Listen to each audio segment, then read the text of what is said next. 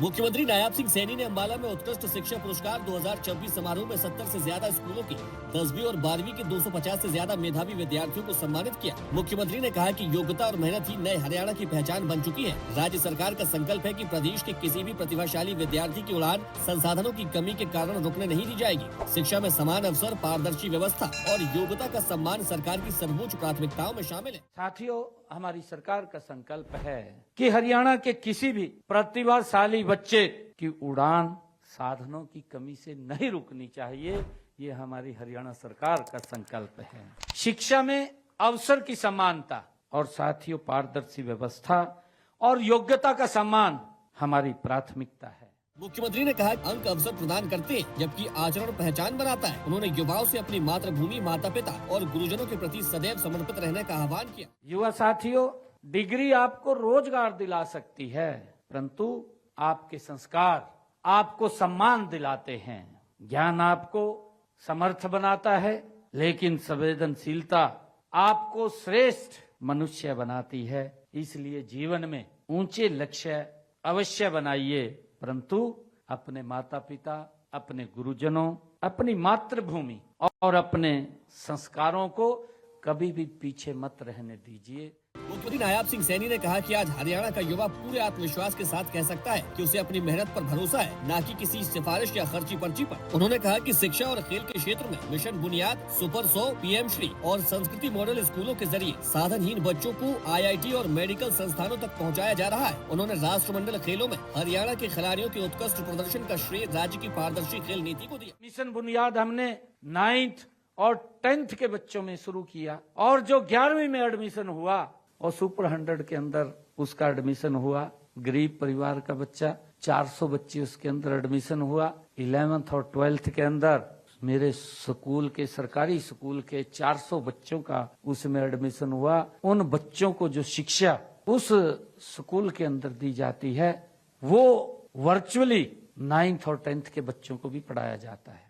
मुख्यमंत्री ने कहा कि देश में दो प्रकार की विचारधाराओं की लड़ाई चल रही है। एक ओर प्रधानमंत्री नरेंद्र मोदी की देश को नंबर 1 बनाने की सोच है, दूसरी तरफ कांग्रेस की अपने परिवार की भलाई तक सीमित रहने की विचारधारा है। उन्होंने कहा कि पूर्व प्रधानमंत्री राजीव गांधी ने संसद में पेपर लीक पर चर्चा तो की, लेकिन कोई कानून नहीं बना सके, जबकि प्रधानमंत्री नरेंद्र मोदी ने पेपर लीक के खिलाफ न केवल सख्त कानून बनाया बल्कि उसे प्रभावी ढंग से लागू भी किया।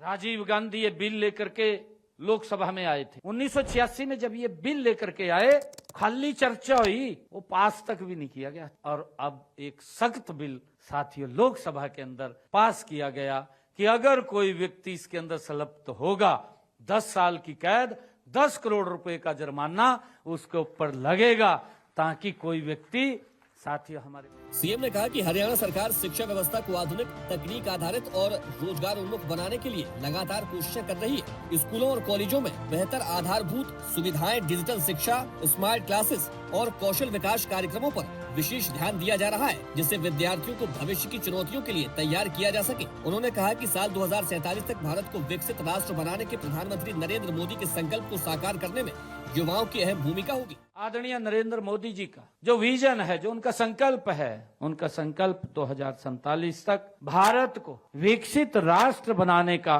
संकल्प उन्होंने देश के सामने रखा है। युवा साथियों, इस संकल्प की सबसे बड़ी शक्ति अगर कोई है तो आप लोग हैं। आप इस बात को जानिए कि जब 2047 आएगा तो उस समय आपके हाथों में इस देश की कमान होगी, किसी रूप में हो।